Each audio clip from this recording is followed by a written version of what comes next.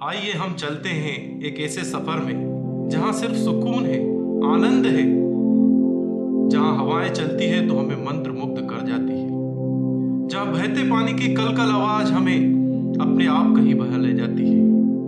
हम चल पड़े हैं ऐसे ही एक सफर की ओर, मध्य प्रदेश के उसी शहर में जिसे मालवा का मिनी कश्मीर भी कहा जाता है। ये शहर है नरसिंहगढ़। मध्य प्रदेश की राजधानी भोपाल से करीब 80 किलोमीटर दूर बसा ये शहर मालवा के पठार में स्थित है।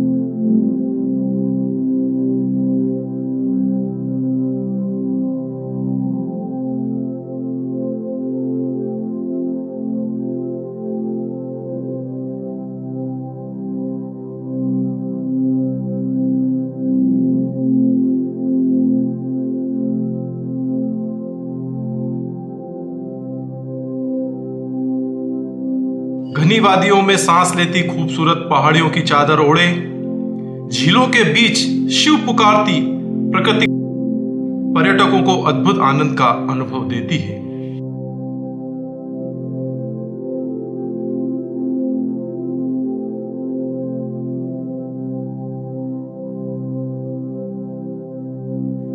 नगर का प्राचीनतम किला, तालाबों के बीचों बीच स्थित जल मंदिर, गौ घाटी के झरने, पांडावेद्रा तालाब, चिड़ीखो अभ्यारण्य, कोदू पानी जैसे अनेक प्राकृतिक पर्यटक स्थल होने से यह भूमि स्वर्ग सी प्रतीत होती है।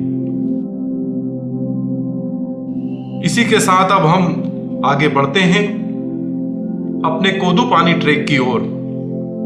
यह एक सुंदरतम इको पर्यटन का स्पॉट है जहां हमने कई रोचक गतिविधियों को अंजाम दिया।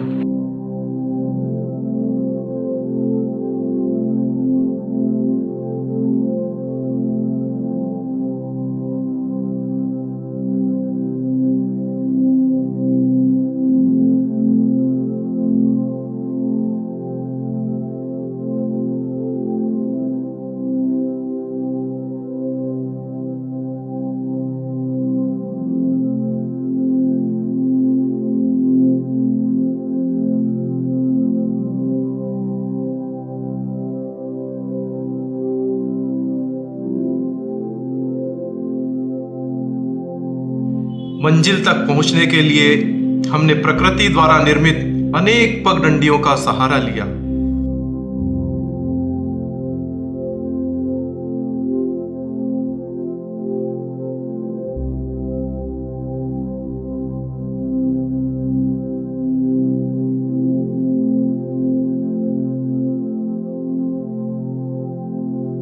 इस सफर की अनुभूतियां अपने आप में अद्वितीय है।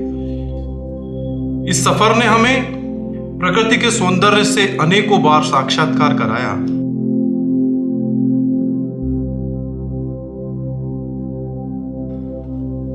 उन सूफी संतों की रूहानी रूह से मिलाया।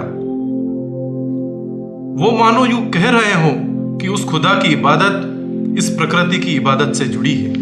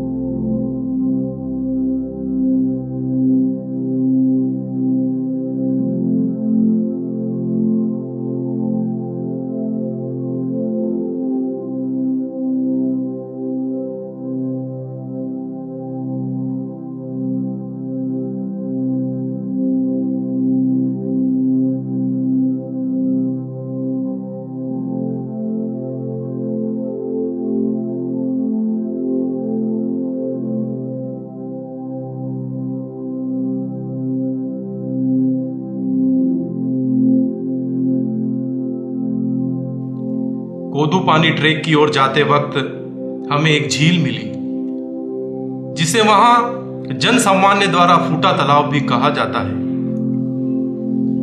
इसी सफर में हमने पहाड़ों की ऊंचाइयों से झील के उस सौंदर्य को देखा जो अपने आप में मंत्रमुग्ध कर देने वाला अनुभव था।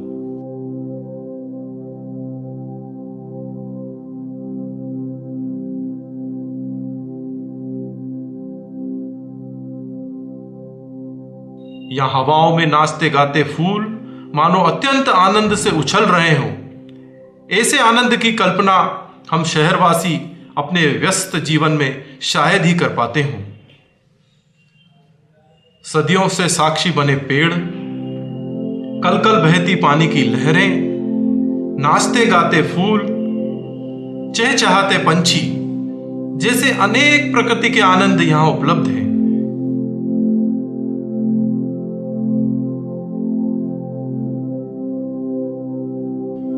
हम फिर बढ़ चले अपने कोदू पानी ट्रेक की ओर, उन्हीं पगडंडियों पे जो हमें अपनी मंजिल की ओर जाती दिख रही थी।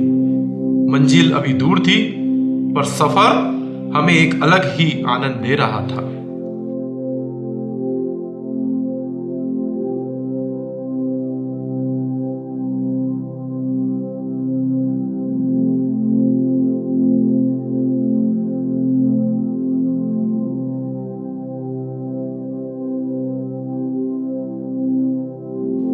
रास्ते में बहता हुआ पानी मन को मानो सुकून दे रहा हो। शायद इसलिए ही सदियों से प्रकृति को मां कहा जाता रहा है। इसके आंचल में हमेशा आनंद ही प्राप्त हुआ है। कुछ दूर चल के आखिर हमें अपनी मंजिल मिल ही गई। हम कोदू पानी पहुंच चुके थे। हमें अपनी आंखों पे यकीन ही नहीं हुआ। वहां का नजारा ऐसा था मानो प्रकृति ने खुद इसे निर्मित किया हो। पेड़ों के बीच से झांकता हुआ सन्नाटा, मंदिर से आती हुई मंत्रों की ध्वनि, झरनों की कलकल आवाज एक ऐसा सुखद अनुभव देके जा रही थी मानो जीवन का असल आनंद यही है।